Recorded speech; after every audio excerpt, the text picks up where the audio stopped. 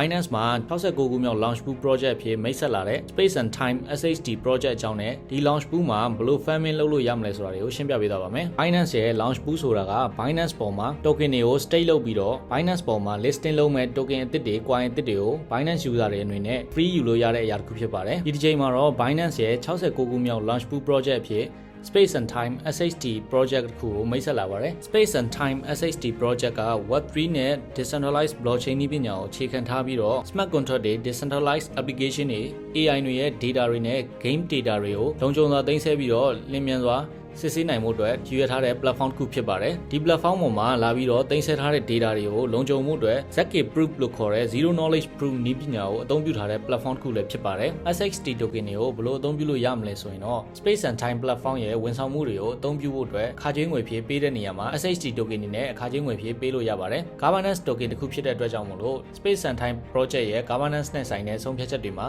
မဲပေးဆုံးဖြတ်တဲ့နေရာမှာလည်းအသုံးပြုလို့ရပါတယ်။ပြီးသွားရင် Space and Time platform ပေါ်မှာဒီ SHD token တွေကို stake လုပ်ထားလို့ရှိရင် SHD holder တွေအနေနဲ့ reward တွေလည်းရရှိနိုင်မှာဖြစ်ပါတယ်။အခုဆိုရင်ဒီ SHD token တွေကို Binance launch pool မှာ BNB, FTUSD နဲ့ USDC တို့ကို stake လုပ်ပြီးတော့ farming လုပ်လို့ရနိုင်ပြီဖြစ်ပါတယ်။ SHD ရဲ့ tokenomics တွေအနေနဲ့ total supply က5 billion SHD ထိရှိမှာဖြစ်ပြီးတော့ Binance launch pool အတွက် total supply ရဲ့ 2.5% ဖြစ်တဲ့1.25 million ကို Binance ရဲ့ launch pool မှာအခမဲ့ပေးသွားမှာဖြစ်ပါတယ်။ဆိုတော့ဒီ SHD token တွေကိုအခမဲ့ရယူဖို့အတွက် Binance ရဲ့ launch pool မှာ BNB, FTUSD နဲ့ USDC တို့ကို stake လုပ်ပြီးတော့ farming လုပ်ကြဖို့အကြံပေးချင်ပါတယ်။အားလုံးပဲကျေးဇူးတင်ပါတယ်။